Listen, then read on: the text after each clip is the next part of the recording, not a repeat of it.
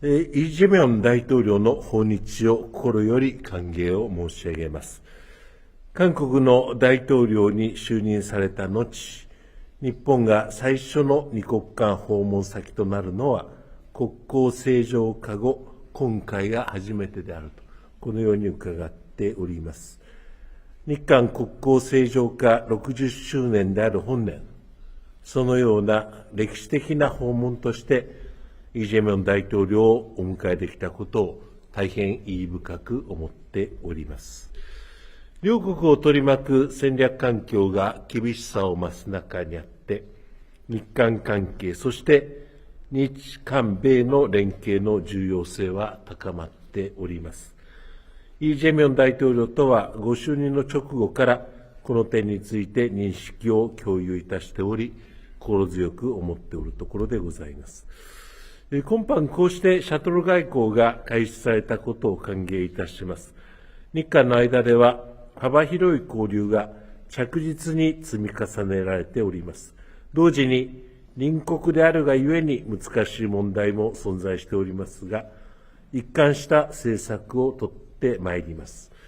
大統領とは1965年の国交正常化以来、これまで築かれてきた基盤に基づき、日韓関係の良好な基調のもと、日韓関係を安定的に大きく発展させていくことで一致をいたしました。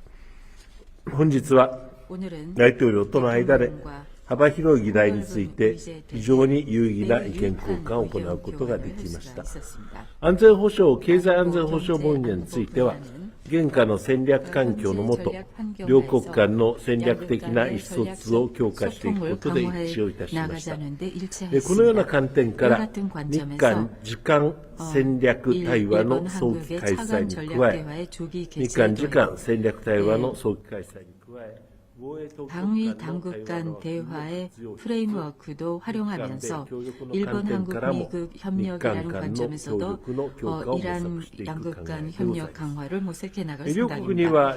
양국에는 지방 활성화, 저출산 고령화, 인구 급감, 농업 재난에 대한 회복력 확보 등 공동의 사회 경제 과제들이 많이 존재합니다. 이번에 그러한 공동 과제에 대하여 양국이 서로 지혜를 공유하고 협력해서 해법을 찾기 위해 양 정부 간의 협의체 설치하는 데 협의체를 설치하는 데도 일치했습니다. 국민 차원의 교류와 관련하여 이미 활발한 상황이긴 합니다만 이번에 젊은 세대의 요구에 따라 양국 간 워킹 홀리데이 제도 확증이 결정된 것을 환영합니다. 양국 간 협력의 잠재력은 매우 크다고 생각합니다. 경제 분야의 새로운 지평으로서 수소 암모니아, AI 등에 관한 양국 간 협력을 더욱 추진해 나가는 데서도 의견을 주고받습니다. 오늘 회담에서는 지역 정세에 관해서도 솔직한 의견 교환을 하여 긴밀히 공조하는 데 확인하였습니다. 저는 힘 또는 위압에 의한 일방적 현안 변경, 현상 변경 시도에 반대한다는 뜻도 밝혔습니다. 또 핵미사일 문제를 포함한 대북 대응에 대해서도 논의했고 북 간의 완전한 비핵화를 위해 일본과 한국 그리고 일한미 삼국 간에서 긴밀히 공조해 대응해 나가는 것을 다시 한번 확인했습니다.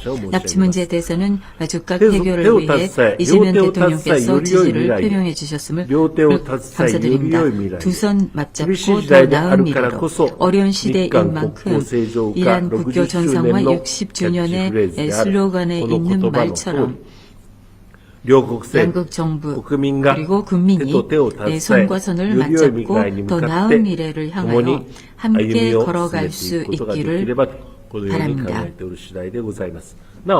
그리고 오늘 이재명 대통령과 회담 결과에 대해서는 나중에 공동 보도 자료를 공개할 예정입니다. 올해 환갑을 맞은 양국 관계가 이번 정상회담을 계기로 새로운 힘을 얻어서 더욱 발전해 갈 것을 기대합니다. 이상입니다.